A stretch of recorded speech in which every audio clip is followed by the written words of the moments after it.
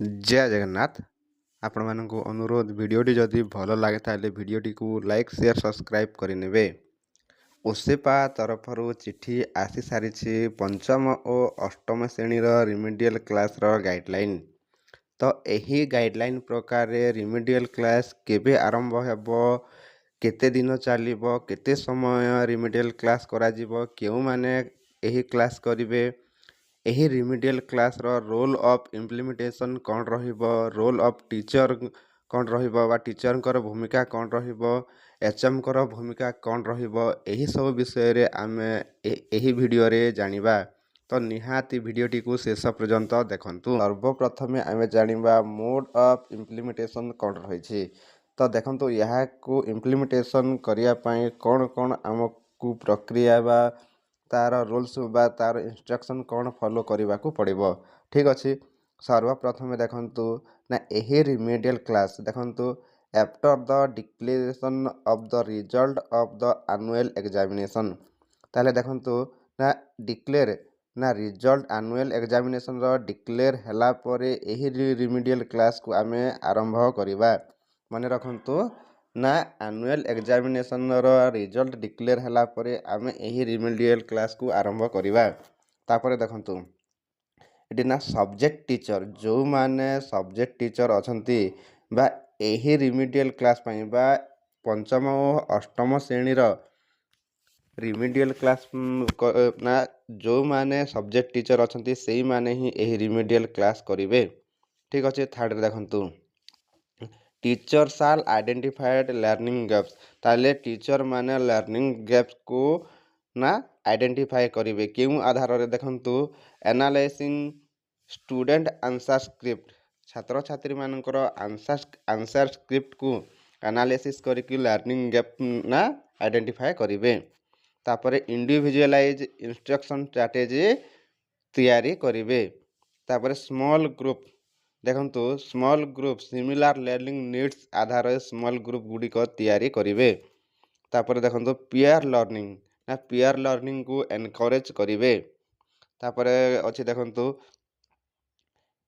Teaching टा क्यों आधारित हेबो ना सिंपल हेबो, एक्टिविटी बेस्ड हेबो आउ एक्सपेरिमेंटल मेथड रे टीचिंग टा दिया जिवो। तापरे देखंतु ता सहित वीकली फॉर्मेटिव असेसमेंट करा जिवो। वीकली फॉर्मेटिव असेसमेंट करा जिवो।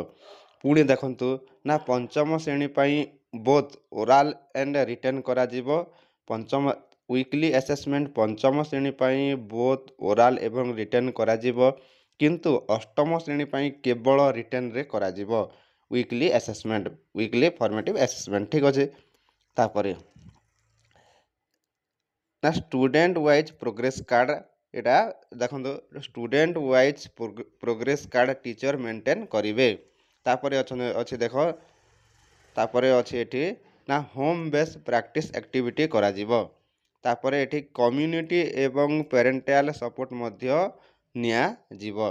ता सहित देखंतु एचएम हो, CRCC, BO, ADO, DO, DIET एही सब ना सब बेले मॉनिटरिंग करिवे ना टीचर मानंकु बा एचएम ना मॉनिटरिंग रिपोर्ट वीकली सीआरसीसी को सबमिट करिवे।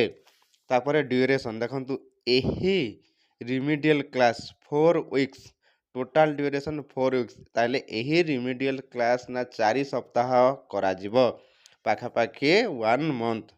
ठीक अच्छे। ताहले एही मने रखंतु एही रिमेडियल क्लास ना 4 सप्ताह करा जिवो।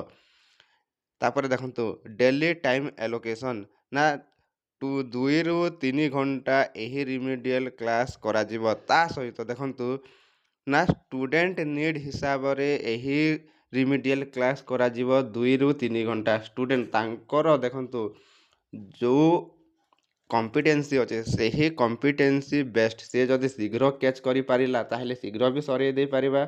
से तांगर कॉम्पिटेंसी बेस्ट ना आमे आधारित ना सही समय रे 2 रु 3 घंटा भितर आमे सही एक्टिविटी बा सही कॉम्पिटेंसी पई एक्टिविटी करई पारिबा। ताहले 2 रु 3 घंटा आमे रिमेडियल क्लास करि पारिबा। ठीक अच्छे। तापरे देखंतु ना टीचर्स मोस्ट एंश्योर दैट। ताहले देखंतु टीचर कौन करिवे देखंतु ताहले time is used only for addressing identified learning outcome। ତାହେଲେ ତାହେଲେ ଦେଖନ୍ତୁ ନା ଟିଚର ନା ଲର୍ଣ୍ଣିଂ ଆଉଟକମ୍ସକୁ ଆଇଡେଣ୍ଟିଫାଇ କରିବା ପାଇଁ ସେହି ହିସାବରେ ସମୟର ଉପଯୋଗ କରିବେ। ତାପରେ ଦେଖନ୍ତୁ emphasis on depth and quality of learning not coverage of the syllabus. ତାହେଲେ ଏଠି ସିଲାବସ୍କୁ କଭର କରିବା ପାଇଁ କୁହାଯାଏ ନାହିଁ, କେମିତିକି ପିଲା ନା quality depth and quality learning କରିପାରିବ ତାହା ଟିଚରମାନେ ଧ୍ୟାନ ଦେବା ଦରକାର। ସିଲାବସ୍ କମ୍ପ୍ଲିଟ୍ କରିବାର ଆବଶ୍ୟକତା ନାହିଁ, ପିଲା କେମିତିକି ଲର୍ଣ୍ଣିଂ ଠିକ୍ ଭାବେ କରିପାରିବ ଡେପ୍ଥ ଆଣ୍ଡ କ୍ୱାଲିଟି ହିସାବରେ ତାହାକୁ ଗୁରୁତ୍ୱ ଦିଆଯିବ। ଠିକ୍ ଅଛି। ତାପରେ ଦେଖନ୍ତୁ ରୋଲ୍ ଅଫ୍ ଟିଚର। ତାହେଲେ ଏହି ରିମିଡ଼ିଆଲ କ୍ଲାସ୍ରେ ଟିଚରଙ୍କର ଭୂମିକା କ'ଣ? ତାହେଲେ ଟିଚର ଦେଖନ୍ତୁ ନା ୱିକଲି ସିଷ୍ଟମେଟିକ୍ ହିସାବରେ ଏହି ରିମିଡ଼ିଆଲ ଇନଷ୍ଟ୍ରକ୍ସନକୁ ନା ପରିଚାଳନା କରିବେ। ୱିକଲି ସିଷ୍ଟମେଟିକଲି, ଠିକ୍ ଅଛି, ସିଷ୍ଟମେଟିକଲି ସେ ଟିଚରମାନେ ଏହି ରିମିଡ଼ିଆଲ କ୍ଲାସ୍କୁ ନା ପରିଚାଳନା କରିବେ। ତାପରେ ଦେଖନ୍ତୁ ନା ଆଇଡେଣ୍ଟିଫାଏ କରିବେ, ଲର୍ଣ୍ଣିଂ ଡିଫିକଲ୍ଟିଜ୍ ଆଇଡେଣ୍ଟିଫାଏ କରିବେ। ନା କେମିତି ଆଇଡେଣ୍ଟିଫାଏ କରିବେ? ପିଲାମାନଙ୍କର ଆନ୍ସର ସିଟ୍କୁ ଆନାଲାଇସିସ୍ କରିକି ଦେଖନ୍ତୁ ଆଇଡେଣ୍ଟିଫାଏ କରିବେ ପିଲାମାନଙ୍କର ଆନ୍ସର ସିଟ୍କୁ ନା ଆନାଲାଇସିସ୍ କରିକି ଲର୍ଣ୍ଣିଂ ଡିଫିକଲ୍ଟିଜ୍ ନା ଟିଚର ଆଇଡେଣ୍ଟିଫାଏ କରିବେ। ତାପରେ ଦେଖନ୍ତୁ ଡିଜାଇନ୍ ଅଲ୍ଟରନେଟିଭ୍ ସିମ୍ପଲ୍ ଆକ୍ଟିଭିଟି ଆଉ and conduct weekly assessment design କରିବେ। ତାପରେ ଦେଖନ୍ତୁ student wise progress card maintain କରିବେ। Student wise student wise progress card maintain କରିବେ ଟିଚର। ଆଉ ଦେଖନ୍ତୁ ସପୋର୍ଟିଭ୍ ଏନଭାରମେଣ୍ଟ କ୍ରିଏଟ୍ କରିବେ ଟିଚର।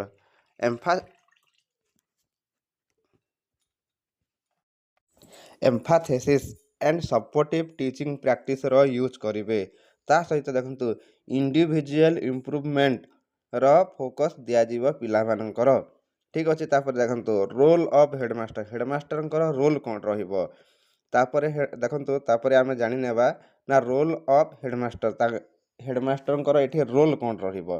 ତାପରେ ଏଠି ଦେଖନ୍ତୁ ନା discuss with teachers regarding specific learning difficulties of a student. ଠିକ୍ ଅଛି। ତାହେଲେ ପ୍ରତ୍ୟେକ ଛାତ୍ରଛାତ୍ରୀଙ୍କର ନା ସ୍ପେସିଫିକ୍ ଲର୍ଣ୍ଣିଂ ଡିଫିକଲ୍ଟିଜ୍ ବିଷୟରେ ଆଲୋଚନା କରିବେ ଟିଚର ସହିତ। ତାପରେ ଦେଖନ୍ତୁ ଏକାଡେମିକ୍ ସପୋର୍ଟ ଦେବେ ନା ହେଡ଼ମାଷ୍ଟର ଏକାଡେମିକ୍ ସପୋର୍ଟ ନା ଯୋଗାଇବେ ପ୍ରତ୍ୟେକ ଟିଚରକୁ। ତାପରେ ଆଉ କ'ଣ କରିବେ ନା weekly assessment and student wise progress କାର୍ଡ଼କୁ ଚେକ୍ କରିପାରିବେ ହେଡ଼ମାଷ୍ଟର। ତାପରେ ଦେଖନ୍ତୁ ଆଉ ତା ସହିତ ଏହି ରିମିଡ଼ିଆଲ କ୍ଲାସ୍ ପ୍ରତ୍ୟେକ ଦିନ ନା ଠିକ୍ ଭାବରେ ଇମ୍ପ୍ଲିମେଣ୍ଟେସନ୍ ହେଉଛି କି ନାହିଁ, ତା ସହିତ ଇଣ୍ଡିଭିଜୁଆଲ ଲର୍ଣ୍ଣିଂ ପିୟର ଲର୍ଣ୍ଣିଂ ହେଉଛି କି ନାହିଁ ତାହାକୁ ମଧ୍ୟ ଧ୍ୟାନ ଦେବେ। ତା ସହିତ ଏଠି ନା ହେଡ଼ମାଷ୍ଟର ନା ବା HM ନା ଏହି ରିମିଡ଼ିଆଲ କ୍ଲାସ୍ରେ ଛାତ୍ରଛାତ୍ରୀମାନଙ୍କର ବା ଷ୍ଟୁଡେଣ୍ଟ ଲର୍ଣ୍ଣିଂ ଉପରେ ନା ପ୍ୟାରେଣ୍ଟସ୍ଙ୍କର ଇନଭଲଭମେଣ୍ଟ ରହିଛି କି ନାହିଁ, ଯଦି ରହିଛି ବା ପ୍ୟାରେଣ୍ଟସ୍ଙ୍କର ଇନଭଲଭମେଣ୍ଟକୁ ଉତ୍ସାହିତ କରିବେ। ତ ଏଇଟା ଥିଲା ଆଜିର ଭିଡ଼ିଓରେ। ତ ଆମେ ମୋଟାମୋଟି ଜାଣିଲେ ଏହି ରିମିଡ଼ିଆଲ କ୍ଲାସ୍ 4 ୱିକ୍ସ ଚାଲିବ ଆଉ ସବଜେକ୍ଟ ଟିଚରମାନେ ଏହି ରିମିଡ଼ିଆଲ କ୍ଲାସ୍ କରିବେ। ତା ସହିତ ନା ପ୍ରତ୍ୟେକ ଦିନ ଆମେ 2 ରୁ 3 ଘଣ୍ଟା ଏହି ରିମିଡ଼ିଆଲ କ୍ଲାସ୍ କରିବା। ଠିକ୍ ଅଛି।